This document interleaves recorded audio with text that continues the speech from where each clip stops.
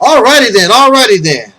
Let's skip all the formalities because you already know I'm the Mighty One, Angel Snub number 7. You already know this is the Reality's Temple on Earth Internet Ministry. You already know that I'm also your soul brother number 1. You already know all that stuff. So let's get off, or let's get into the nitty-gritty, as they say. Let's get into the real nitty-gritty, y'all. Let's get into the real nitty-gritty. Yeah. Well, let me tell you a story.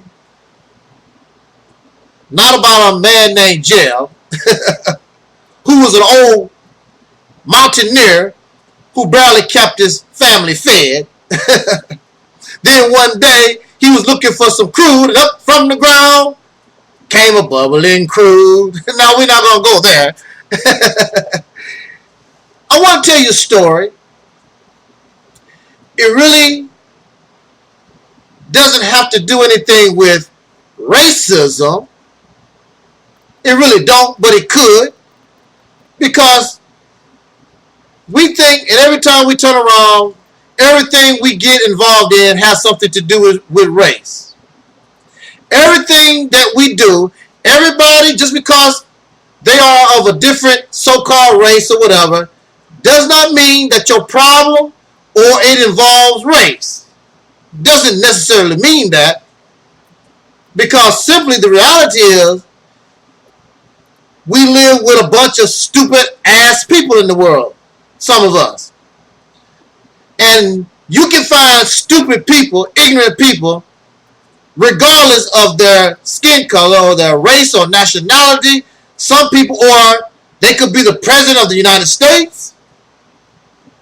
They could be the president of France. They could be the president of the Congo. It don't make no difference.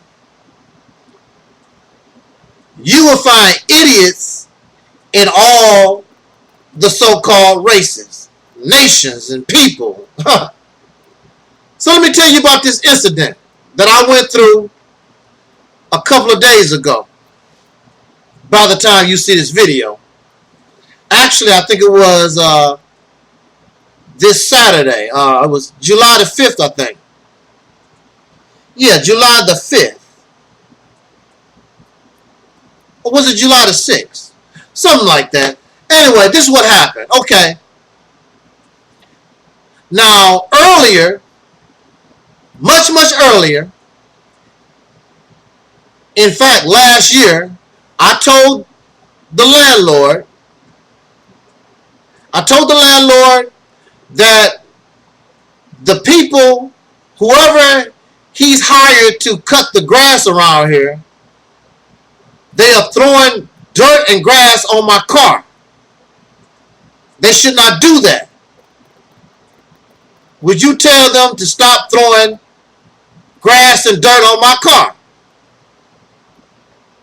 And he said that's not any problem. And I told that to him before they actually start coming around cutting grass and things again. But apparently he did not tell these people anything. They came to the apartment buildings or whatever, cutting the grass, throwing grass and dirt anywhere. You know, just cutting, just cutting the grass, getting the job done, getting the hell out of Dodge. They don't care about the people's personal property. They're not asking people to move their vehicles, not trying to find out who owns these vehicles or nothing. They just throwing grass and dirt. So it just so happened I caught them right in the act of doing it. And I said, hey, and most of you who listen to me, y'all know I'm a loud talker or whatever, but I would tell you, I didn't even speak as loud as I normally do. I just told them, hey, what's up? You know, hey, you're throwing grass and dirt all over my cars here. And I told them about the problem I had last year. And I would appreciate, hey, stop, don't throw grass and dirt on my car. So I'm explaining this to this she-devil woman. And she's giving me all these excuses. Well, I'm cutting the grass. That's just how things. No, that ain't how things go. You don't throw grass and dirt on people's cars. And I didn't get loud or anything, but I'm not going to let you say that to me. I cut grass all the time. I've done it many, many times. When I get around certain sensitive places like people's property, cars that don't belong to me, I know how to slow down my road so I don't throw grass and dirt on people's vehicles, because people are going to get upset over that. Especially if that dirt and that grass cause some type of damage. It could be a brand new car. It don't even have to be a brand new car. You don't throw grass and dirt on people's property. That's just the bottom line. There's no excuse for it. Learn how to do your job. Do you need somebody to train you, to show you how to cut grass when you get around vehicles? If you that incompetent, maybe you need to go. Maybe you need to get the person that owns the vehicle, ask them, could you move their vehicle? Now, I'm a customer. They're not working for me directly. They're working for my landlord, okay? But I'm a customer. The reason why they're getting paid, because I'm paying the landlord. That's the reason why they're getting paid. But instead of treating me like a customer and saying, we'll do better, sir, we'll take care of that, sir, blah, blah, blah, they want to get all uppity in people's face. And then the she-beast started hollering and screaming, and the caveman came from out from around the corner. Don't you be hollering at my woman. I'm the only one that holler at my woman. I'm like, what? Okay. And they want to argue with me about that. I told this devil that what the situation was. He's hollering and screaming, and I'm like, I'm not going to even argue about it. It's nothing to argue about. I'm just going to call the landlord, and he talking about, if I had my gun, I'll shoot you in the face and some crazy stuff. I said, okay, well, I'll call the landlord, I'll call the police, and I'm gonna let them deal with it. I don't have time for it. I did not sit there and argue. There's nothing to argue about. You are in the wrong. There's nothing to argue about. But see, this is a case where Caucasian people, a lot of them, they have a sense of entitlement. They think they can go around and do anything and say anything that they want to because I'm white. That's a conditioning in their mind. That's the way they feel. So I'm telling him, well, let the cops, let my landlord deal with it. I'm not going to deal with you. Now, if he was in the right, then he should have stayed there and wait for my landlord. They live right around the corner. The police is basically, they come in no time in the area where I stay at. The police fly by, they'll be there in no time. He's going to take off. And then even when the pink police get there, this female lady, she's going to tell me or make excuses for what they done. There's no excuses for that. You don't throw dirt and grass on people's cars when you're a landscaper. I never heard of it. I don't see them people doing that. You're in the wrong. You're damaging other people's property. You're in the wrong. There's nothing to argue about. But they stand with each other in their wrong. That's why you had slavery in this country, because there was a lot of Caucasian people, a lot of pink people in this country. They know it was wrong, but they stand with theirs, right or wrong. That's how they do things. They have a sense of entitlement because I'm still a damn slave to them.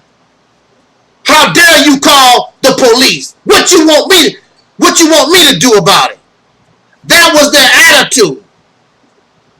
So it can go both ways. I'm dealing with some idiots or I'm dealing with racism.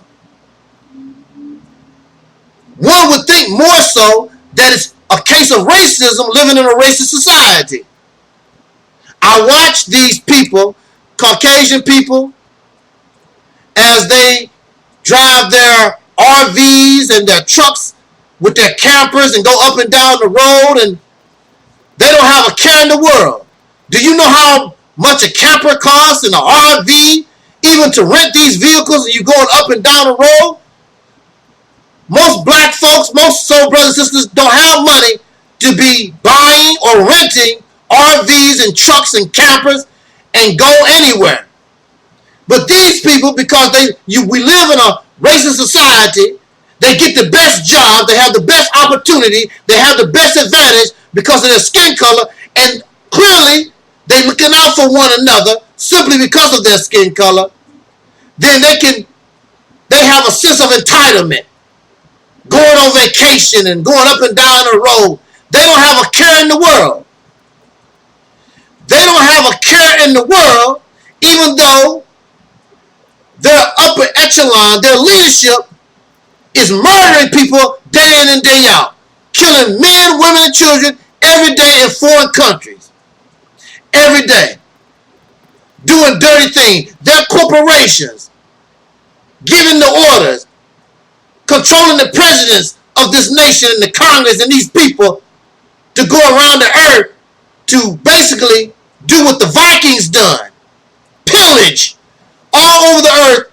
Pillage the planet. And they don't have a care in the world. But see, this is the wonderful thing about time. All things come to an end. Do you think, and of course, this could be considered a hate video. This has nothing to do with hate. But I hate injustice. I hate inequality. I hate wrong. I hate wickedness. That's what I hate.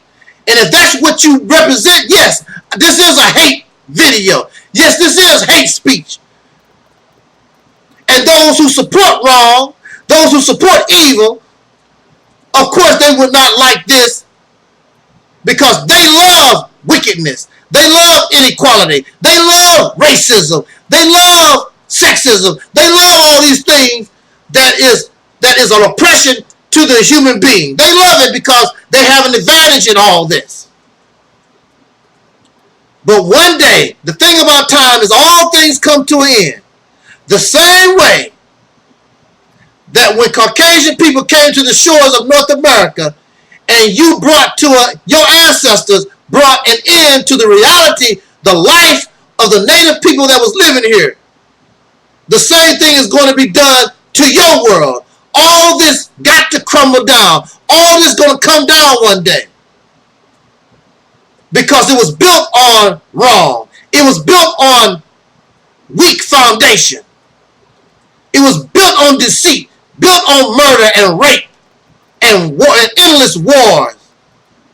It was built upon your arrogance.